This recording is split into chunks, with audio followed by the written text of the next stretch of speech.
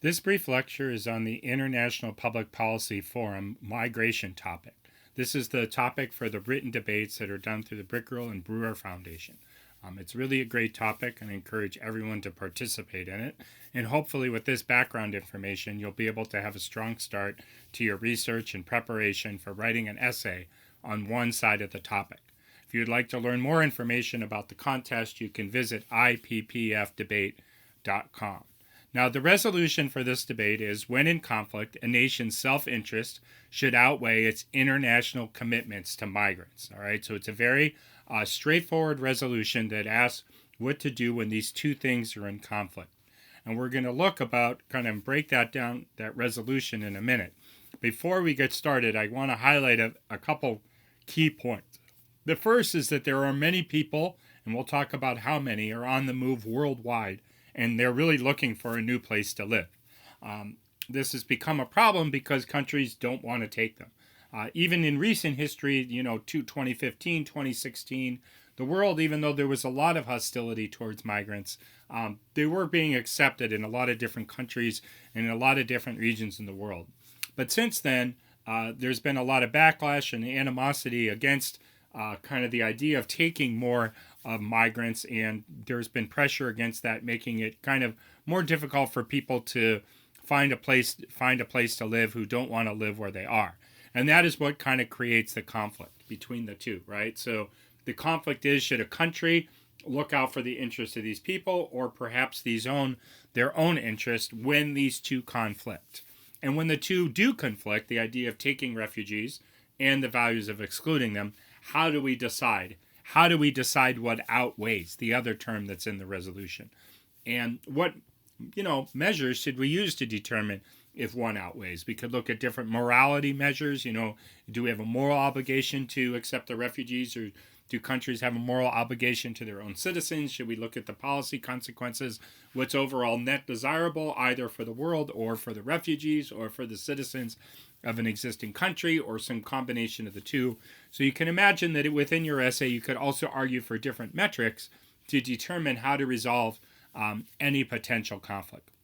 Now, to look at the specifics of the resolution, when a conflict, a nation's self-interest should outweigh its international commitments to migrants, I do think there are a couple assumptions built into the resolution. The first is that there is a conflict, right? That there's a conflict between accepting the migrants and the national interest. I don't think a strong essay is to argue that there is no conflict between the two, and that therefore we should take more migrants, because the resolution assumes that there is a conflict and asks what to do when that conflict happens. Now, you might want to make a few arguments in your essay that say it's, there's not really that much of a conflict. It's not a serious conflict, that migrants don't really hurt the nations that accept them, because if their conflict is only minor, then, for example, maybe we should favor the humanitarian needs of the refugees. But if the conflict is major, if it really hurts the nation's self-interest, then maybe we should not. So I think you can kind of make some arguments about how the migrants don't maybe threaten the economy or the national security of the countries that they could potentially go live in. But I don't think you want to argue that there's no conflict at all, because that's not really the question of the resolution. Second is, there is a kind of an assumption that countries do have international commitments to these migrants. And we will spend a lot of time in today's lecture talking about those international commitments. Now, it is important to say in the paper what the commitments are, right? At least if you're right, what the commitments are and why they're important. And therefore, maybe they outweigh the self-interest. So I think you do have to delve into it a little bit of detail. But again, this resolution does kind of start, just as it starts from the assumption that there's a conflict, it also starts from the assumption that there are international commitments. So what the resolution is really asking you to do, and please don't lose focus, is just think about how to compare these two when the two conflict, right? Not even really whether or not there is that it does threaten the self-interest or there are international commitments, but how do you weigh the two? You really want to spend a substantial amount of your essay or paper weighing the two, and not just kind of arguing whether or not we should help migrants or we should not. You have to have an important part of that is weighing mechanism. Now, the term refugees probably would have arguably should have been used in this resolution instead of migrants, because we just don't really have too many international commitments to migrants, though we arguably have a lot to refugees that are a subset of kind of migrants. They're a type of migrant, and we're going to talk about that next. But it does work like there is, refugees are at least a considerable portion of the migrants. There's a lot of literature on whether or not we have these obligations to migrants and how to resolve them, to refugees and how to resolve them. And, you might be able to find some broader obligations that we potentially have to migrants, so they haven't had a lot of success in that regard. Now, migrants and refugees. So globally, the most recent statistics show that there are 70.8, approximately 70 million people on the move. Okay, approximately 25.9, or a little over a third, right, of those are refugees, which is the largest number of refugees we've had since after World War II, which is when these commitments to help international kind of refugees came about. Now, refugees are a specific subset of migrants that are usually kind of fleeing war or religious persecution. And I'll look at some more definitions of those in a minute, but that's generally how to understand the difference. So a refugee is fleeing a war. So example, there's a war going on in Syria. It's a huge civil war, and a lot of refugees are moving from there. And they also may be fleeing other types of persecution by the government. Now, within kind of a couple subsets of that, right, you also have people who may be just looking for a better life. So they're migrating from one place to another in search of a better life. They are migrants. We don't have a lot of international commitments to those. I struggle to find really any, because if you think about it, say, well, okay, like I currently live I currently live in like Mexico, and things are not great in Mexico, but they're generally okay.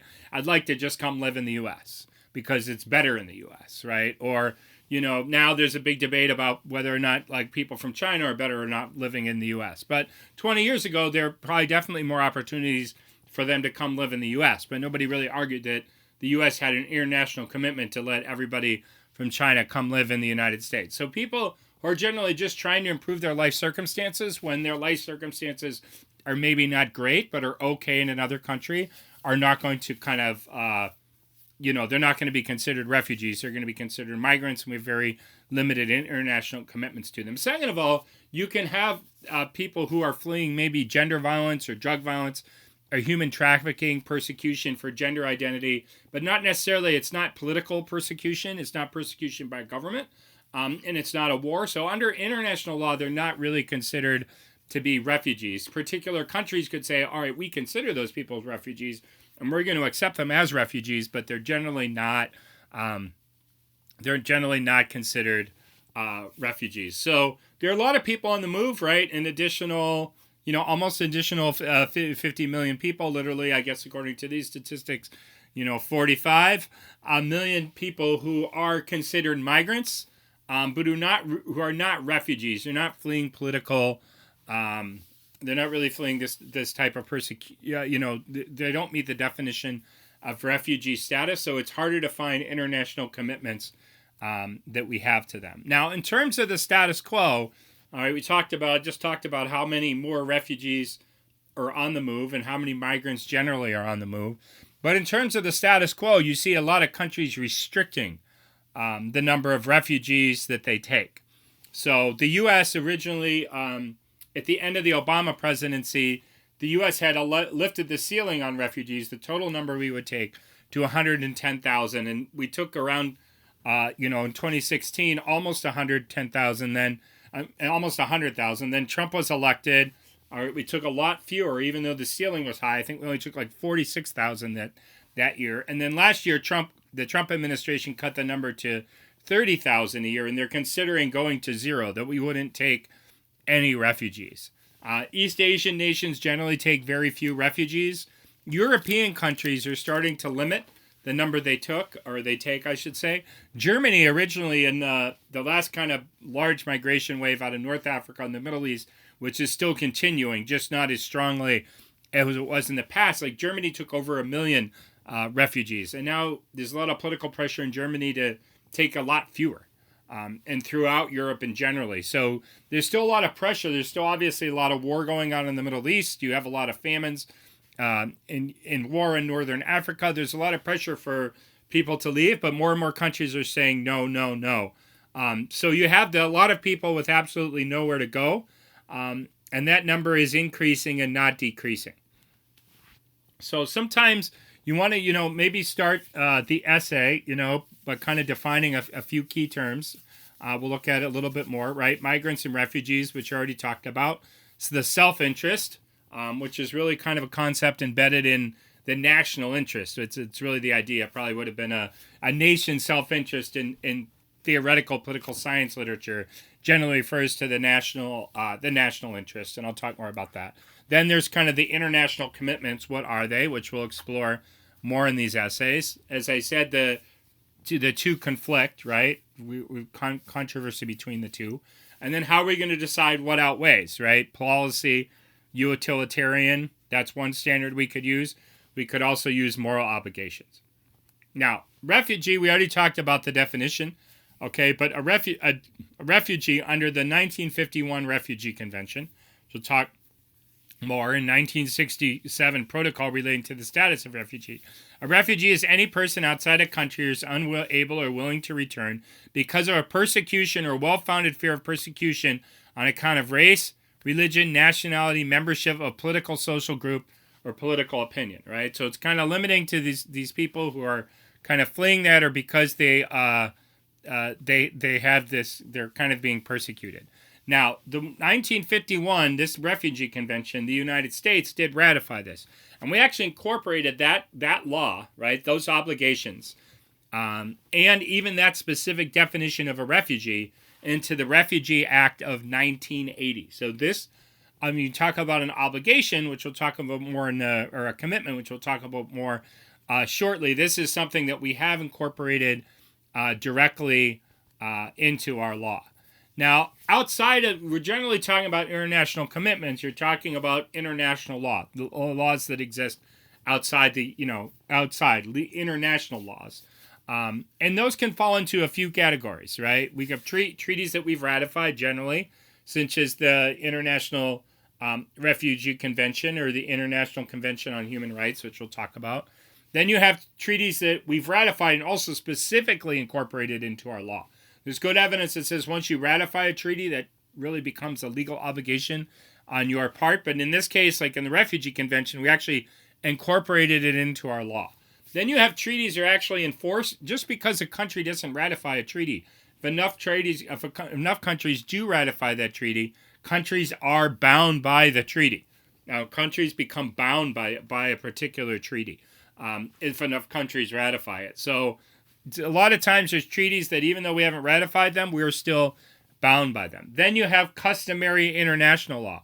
Customary international law is law that just kind of develops by customs or norms that most states kind of generally do respect or want to respect just because it's in their mutual interest. So the commitments, we obviously have commitments under, of varying degrees under these different international legal kind of laws, legal laws and norms. Now, the commitment itself is, a little bit conditional. It may kind of be greater to some laws than others, such as arguably those we fully incorporated. Customary international law may not draw as strong of a commitment. Some of these, these commitments, they're not specific in terms of what we need to do. I mean, they clearly don't say we have to open our borders and accept all refugees, but you get the basic idea. Okay, so as I said, when in conflict, right, it does assume there are some commitments, but we need to understand what these are so that we can debate about them.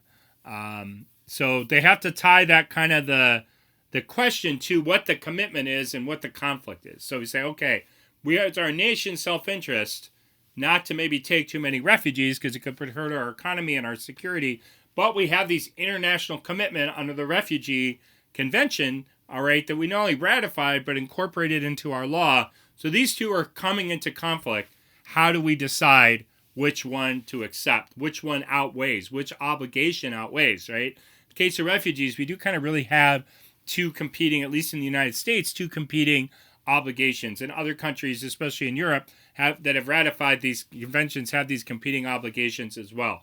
And again, like I say, this mostly is about refugees. We don't really have any international obligations, at least that I'm aware of, to take somebody who just would simply like to lead a slightly better life in the United States, then maybe they would have the opportunity to do so in Canada. All right. Now, a nation's self-interest, sorry, I flipped that slide there. A nation's self-interest, the resolution assumes, like I say, there is one and it conflicts, and we need to know the details of it. So, you have to be able to weigh a nuclear terrorist attack against, like, refugee admission, maybe some nuclear terrorist attack versus the harms. But as I said, it's generally a theoretical discussion. And a nation's self-interest generally is referred to in the literature as the national interest. The national interest is a concept that was created by Hans Morgenthau in 1950. Hans Morgenthau is a political scientist, very famous political scientist, who argued that states need to look out for their own interests and protect their own power. And he offered a number of reasons for this. First of all, he says governments have obligations to their own citizens, and that argument can be unpacked in many different ways that we'll talk about.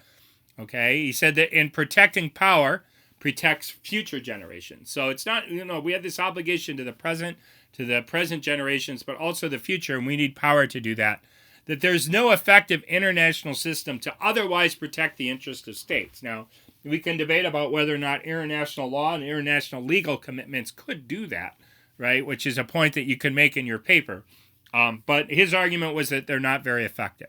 And he says, look, if the national interest is not protected, the government, the state will eventually collapse, making it impossible to protect any other interest, right? The basic kind of negative or con argument here is that the government should look out for the interests of other people who live abroad. Well, if our government isn't strong, if our country isn't strong, and this collapses, there's absolutely nothing we can do about it. Now, national interest scholars within the field of political science are considered realists. Foreign policy realists draw on the 14th century work of Machiavelli, the 15th century work of Hobbes, and the 16th century work of Rousseau. You may have heard of these people.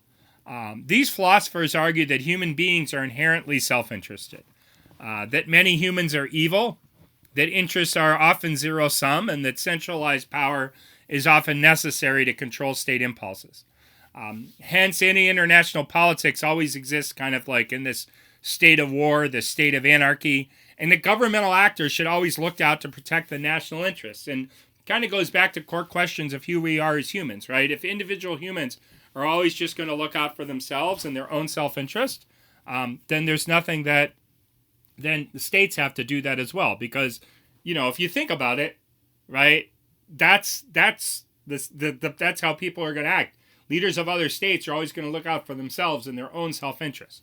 And if that's how they're governed, that's how they're going to end up. Now, national interest scholars are considered realists. Realists make a number of statements that they can subscribe to, right? The realists will say some leaders, to break down our argument a bit, right? To break down this kind of like people act in their self-interest, right? They say that many leaders are inherently evil and lust for power. Leaders of states act to promote the self-interest of the state. That resources are scarce and interests are often zero-sum. That states are primarily interested in self-help, right? Helping themselves. That they're always going to act in their own interest. And that if one state gains, it gets too much power. States are always going to act to counterbalance the relative power gains of other states. And they say that within the international system, it's really the nation states that's the primary unit of analysis. They don't care that much about analyzing individual groups or non-state actors or international actors. Now, that's part of the, part of it is from the era of when they're from, right? Like this came about in the 1950s. You didn't really have any significant non-state actors. You didn't at all, right? Like you just didn't have non-state actors. Like terrorism was not a big thing. And you certainly didn't even have the development of institutions, international institutions. The UN was just being created at this time. So there wasn't a big debate about the relevance of these international institutions. But that's kind of your realist and your national interest perspective, right? Which is something that kind of struck, that's the basic kind of the theoretical foundation for the pro. Now, the contrary perspective is the liberal perspective, right? Liberalism and international institutions. The liberal perspective stands in opposition, right? They draw on the 15th century writings of John Locke and the 16th century writings of Kant. According to these theorists, foreign policy should reflect the rights and duties of individuals. These scholars believe there's a potential to cultivate a foreign policy quote-unquote garden and to have peaceful relations among states that don't perpetually, act out of self-interest and balanced against each other. And some of them will go a little bit farther and say, even to the extent that states do that, if we develop strong international institutions such as the UN and international law, we can kind of negotiate and kind of balance kind of our power essentially and shared needs through these opportunities. Now, liberalism and international institutionalism. So foreign policy idealists usually endorse at least some of the following, right? That there are political constraints that impact foreign policy decision-making. So we don't always have aggressive foreign policy outcomes. That if we do, as they say, foster interdependence among states and build multilateral institutions, that this can facilitate cooperation. That most states don't want just balance of power politics, but are trying to solve problems and avoid conflict. They criticize realism for for not really have the ability to clearly define what the national interest is. You say, well, states are always going to act in their national interest. Well, like, what is that? It also it doesn't account for, like, how do you deal with issues that are cross-state? Like there are environmental issues that affect more than one country. There are refugees, whether we want there to be refugees or not. Right, there are rivers, and like to go back to the environment, river ocean influences. Now we see a lot of development of outer space, right? Who controls and owns those resources? Like, who should be able to actualize those resources and kind of integrate with them? Like, these are all things that how does kind of just acting in the national interest deal with that? How does it deal with trade, multinational investment? And we do have, even though we didn't have in the 1950s, we do now have terrorism and things of that nature. So there's just a lot of stuff that kind of realism alone and just the national self-interest can't really account for as a concept. Go back to the resolution, right? Contextualizing the topic. Well, what are our international commitments to refugees, maybe some migrants generally? Should we follow them? If so, why? And why are they more important than the national interest? Right? Why are they more important than the national interest? That's the con side, right? Then on the pro side, what are the problems with the commitments and why is the national interest superior? So first of all, let's start by looking at these international commitments. Well, these international commitments came about after World War II, when there were 20 million European refugees. So that's kind of interesting, right? So you have, don't forget, after World War II, you had massive destruction in Europe. The West won the war. You have 20 million refugees. You have this post-war liberal order that includes the United Nations, which was kind of created out of this desire to stabilize the world at the time, to obviously support the West in like what became Cold War efforts against Russia, all right, and communism. So that was part of it. Part of it was to protect these 20 million European refugees who were really kind of part of the West. So the West created this global international human rights kind of framework that included protection of refugees. That was really in its own self-interest, if you think of that in a very broad way, because all the refugees at the time were European, or at least most of them were. So this international refugee order was constructed kind of in a way to help refugees, but also it was at least in the national interest of many nations. And also, some people say the U.S. felt a lot of guilt, and some countries felt a lot of guilt because when Jews were fleeing Germany, kind of at the beginning of the Holocaust, many nations turned them away.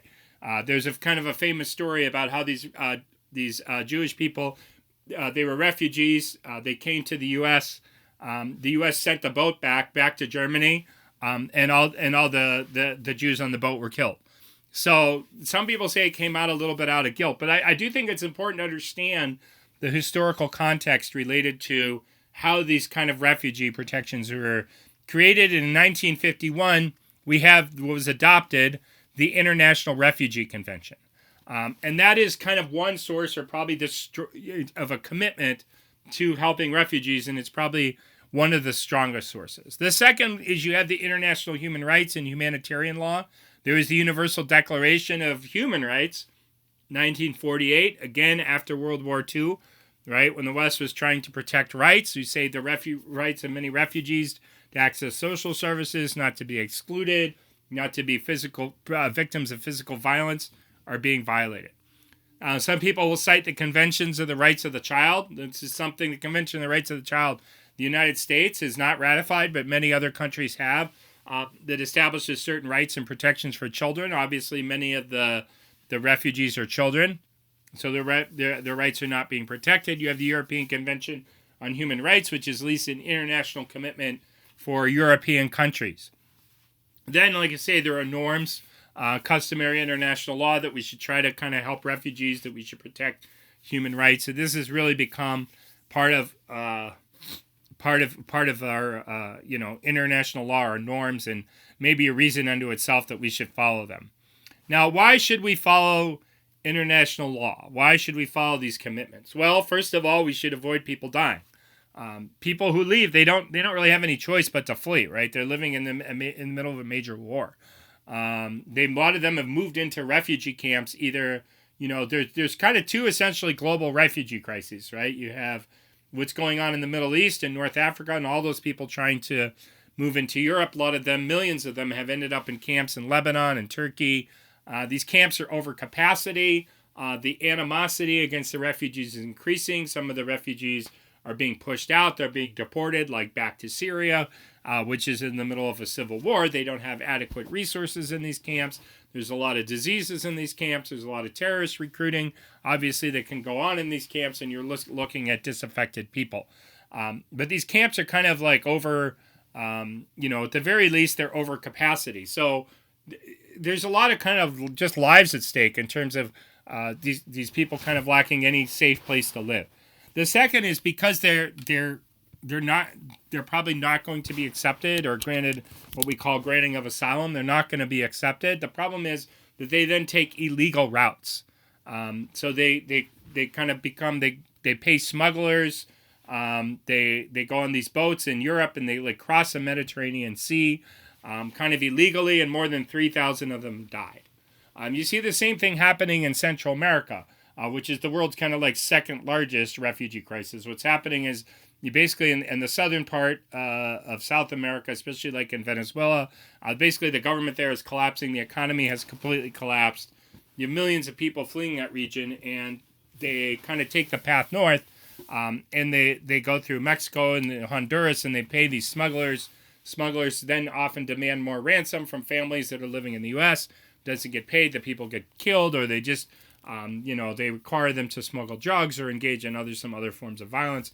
There's a lot of violence along these smuggling routes. So you have a lot of people who are just dying because they don't have the opportunity to go live somewhere else, and they can't really continue to live where they are.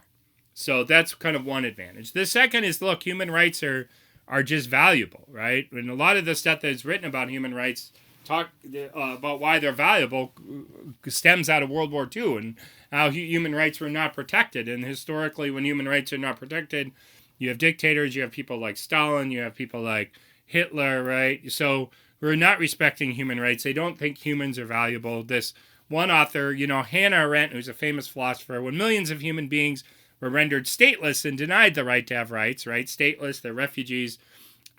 They argue was tantamount to the loss of all rights. The stateless were deprived not only of their citizenship rights, they were deprived of any human rights. The rights of man and the rights of the citizen, which in modern bourgeoisie revolutions had so clearly delineated.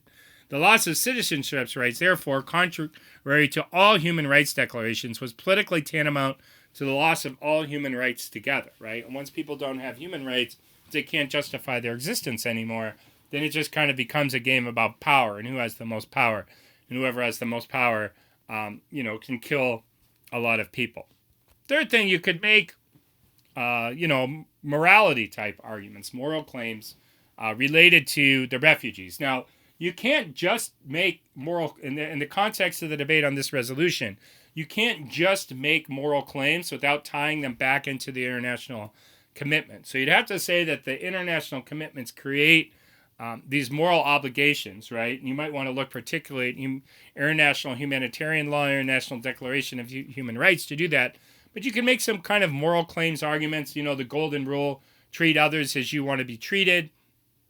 You can make an appeal to empathy that, you should empathize with people who are in a different situation from you. Like, how would you want to be treated? And if you want to be treated well, or at least reasonably in that situation, then you should treat others well.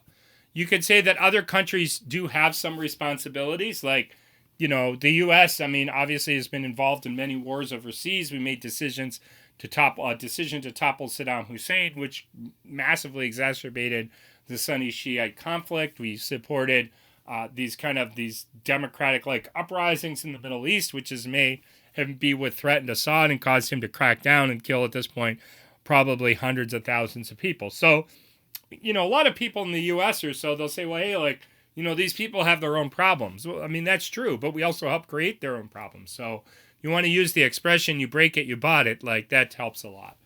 Fourth, you can say kids can't help themselves. When you're talking about children, you can't say, well, you're a child, go solve your own problem in Syria. Well, even though any adult's ability to do that is limited, a child's ability to do it is especially limited. You could say that we should be hospitable, that we have obligations to help others, the strangers, even people who are different than us, that's the highest moral obligation actually is to help a stranger because a stranger really needs your help. You could say that we should try to act so that we can overcome our fear and overcome our own racism. Now, so those establish why those international obligations are really, those international commitments, which, I'm using the word obligation interchangeably, are very, very important, right? So, but that's just kind of the first step for the negative, right? To say hey, these are very important. You've got to say why those are more important than the nation's self-interest. Well, you can say that, look, if a few points of comparisons, right? If we think the government is more important than the people, right, then we might have a genocide, right? Say, look, the only thing that matters is what's overall good for the government. Then, okay, if we want to get rid of some certain groups to make the government function better, we can do that. If we ignore questions of morality, then we can do things like use nuclear weapons, right? Because, again, might be good for the survival of the state.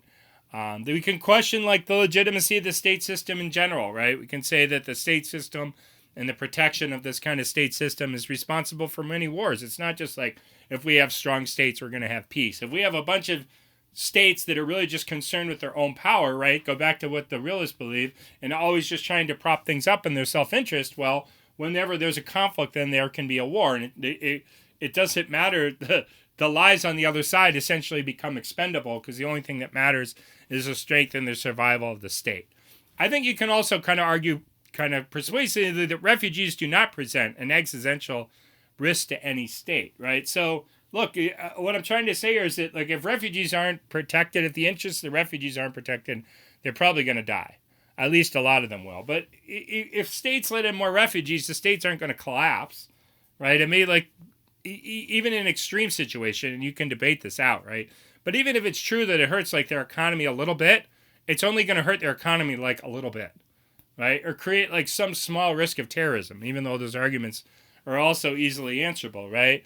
Create some small risk of terrorism. We'll weigh some small economic harms and small risk of terrorism versus thousands of people dying who are refugees, okay? So I'm saying in that sense you can kind of make an outweighs argument. But again, I'm not trying to sell you necessarily on the merits of any of the particular argument, but to stress that the resolution is about weighing. And you have to consider in your paper, you have to really talk about, not just consider, but a good focal point of your paper has to be the weighing. Because I said at the beginning, the resolution almost assumes that, right, there is a national self-interest, there are international legal commitments. You need to weigh those two. That's what your paper needs to be about. Now, in order to weigh them, you do have to talk effectively about what they are and why they're important, but you can't skip the weighing part. I think it should be probably at least half your paper. Now, some people will say that, we do have the right to exclude people, that people have interest in their own property rights, that there's a social contract that only applies to citizens within our own country. So I'll talk about a couple answers to those arguments, okay? even if you do have a right to exclude people from a group, right? This goes into a lot of legal theory about how we can associate who we want to. But even if you have a right to exclude somebody, it's not absolute. We can't support like just discrimination. We can't just discriminate against whoever we want. Also, it doesn't apply to dying people. Like, you don't really have a right if somebody needs some help. They want to join your group to like become a partial member of your group to save their lives. We can't just exclude them. Answers to the property rights argument. Some people say, well, look, it's my property. I can let on my property who I want to let on my property. So, well, first of all, borders are arbitrary. So what divides your property and my property is a pretty arbitrary thing. And these borders have been created by, not kind of in a way, not by like every country in the world, right? They've been kind of imposed on the world by imperial powers. Once you get outside of the U.S. and kind of like Western Europe, there's a lot of imperialism that affects kind of the borders. And a lot of people say these borders are what has driven conflict, okay? So you can kind of critique kind of the notions essentially that the borders are a good starting point for the discussion, which really kind of applies to all these criticisms. Like I said before, you can't kick a dying person off your own property. Some people can't live on their property, right? So you say, okay, well, I have my property. I'm going to stay on my property. You stay on your property. But if your property is uninhabitable, it's kind of not a fair request. You can also say a community is more than a formal association. Maybe in a formal association, you can decide who's a member, but you can't do that everywhere. Now, answers to the social contract argument. Well, you could say one answer to the social contract argument is that the problem is there's not really a social contract because you don't really choose to be born where you are. Some people win the birth lottery, meaning that they get lucky and they're born in a country that's like better off. Other people lose the birth lottery, and they're born into kind of difficult, substantially more difficult situations. And people who lose the birth lottery, we can't just say, well, you go form your social contract with the other people who lost the birth lottery. We'll go form a social contract with the people who won the birth lottery. Normally, more people would have the opportunity to participate in a contract than what's available here. Second of all, it's very kind of arbitrary, right? Like, why do you take a nation state as the foundation of the contract? Why is it not a city? Why is it not a city or a state? Maybe some cities really want to have a lot of refugees because they have a lot of people moving outside of their cities. The people leave. So the people who come, those become very important. Then you could say, look, it's an international, you could also say we have an international social contract. We should see each other as members of the global community. Now, in terms of the national interest outweighs, right, to go back to the pro side of the resolution, right, you just say the arguments are really kind of are really the same arguments that I made really in explaining the concept, right? You could say a nation state has to concern itself with its survival, that the primary responsibility the nation state has is to the people who are closest to it. You can say international bodies can't protect the nation state, so the nation state has to survive. Look, if the U.S. gets into trouble, the UN's not going to come protect the U.S. It's kind of impossible. It's absurd, right? The other two major powers, okay, in the United Nations are like China and Russia, right? So they're going to come to the defense of the U.S. and save the state? No. As I mentioned, survival of the nation state's a precondition for helping others. And countries, as I said, can make their own associations. But see how these are all kind of weighing arguments, right? Where you're weighing one versus the other. Now, how can you answer the humanitarian obligation arguments that the negative side may bring up? Well, you could say, look, the humanitarian obligations, even if they're true, it kind of begs the question, right? Because it's not our responsibility to kind of defend these humanitarian obligations. You could say, look, too, we support refugee camps. The U.S. does give a lot of foreign aid and foreign assistance to those living outside the country. And a lot of people now are making this argument, say, look, even if we took more people, it's not practical to take everyone. Sure, maybe we could expand the cap, take some more refugees, but nobody's arguing we should really take more than like 100,000. I mean, maybe some radical person would say we should take 1 million. A country should take 1 million, but that's like it's just a small number of the refugees, right? And that doesn't even assume all migrants, right? So, I mean, who's going to take 70 million migrants if you want to kind of define migrants broadly and like defend that broadly, right? It's not, it doesn't it's not realistic. So maybe it is better off to help people where they are, or help to resolve conflicts. There's other ways you can help the refugees other than just like taking them in. We can support development in other countries, conflict resolution, right? And then you say, look, we do need to help people at home. The strength of those arguments can be a little weak because obviously Trump cut refugee admissions from 100,000 to 30,000, and it's not like he's really argued for expanding support for social services. It's not like we've taken the money that would help refugees and we've helped anyone else with it, but you can make the argument that we need to help people at home. How do you answer the international law arguments? You could say, first of all, that even though we've made international legal commitments, none of those commitments bind us to doing things that are against our own interests, right? Saying, look, these are international obligations. We should have these international obligations. We should fulfill these international obligations. But we shouldn't do things that hurt ourselves, right? Like, yeah, maybe you should help a homeless person, but you don't give homeless person $5 for lunch, if that means you can't eat, right? So you don't, just because we have these commitments doesn't mean we should act against ourselves. The second thing is you want to say the commitments are vague, right? Like, sure, we do have these commitments to refugees, but not to just like open our borders and take any refugee or migrant that comes in. You can point out that other countries really don't follow these international norms and laws, so why should the United States, right? And maybe they do serve some purpose. They help create some kind of foundation for interactions, but other countries really don't follow them, and they're not really enforceable.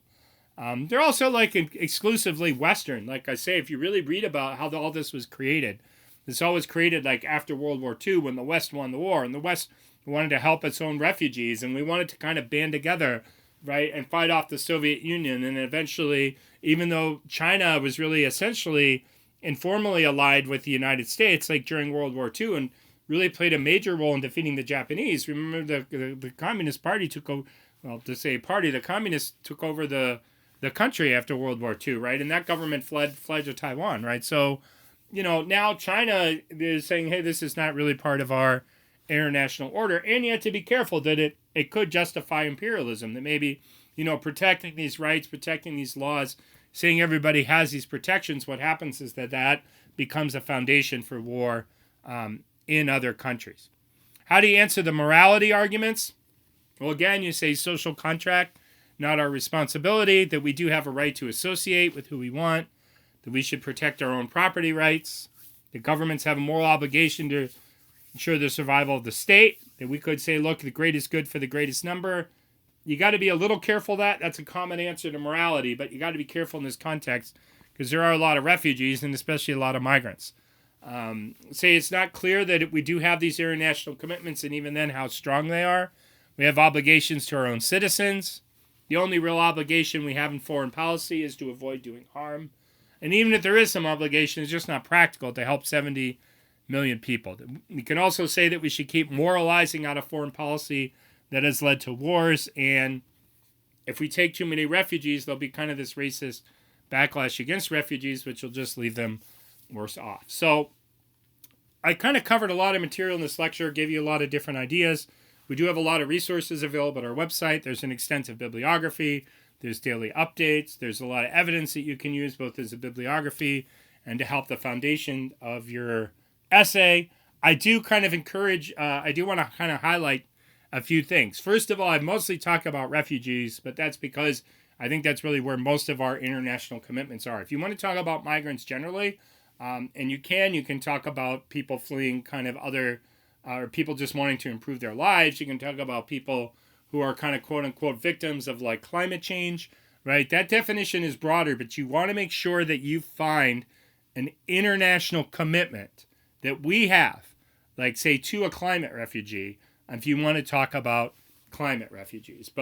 So I think that's important. The second thing, again, I want to emphasize, you need to weigh. Your paper needs to be about weighing. You have to be comparing the national self-interest to the international obligations to refugees, maybe a subset of migrants. You have to weigh. Please do not forget that part. Do not just write a paper about why nations should look out for themselves or why nations should look out for migrants, subset refugees. You have to compare. You have to compare the two. And I think in comparing and setting that up, that'll help you kind of prepare for any future debates that you'll have if you make it past the first round of competition.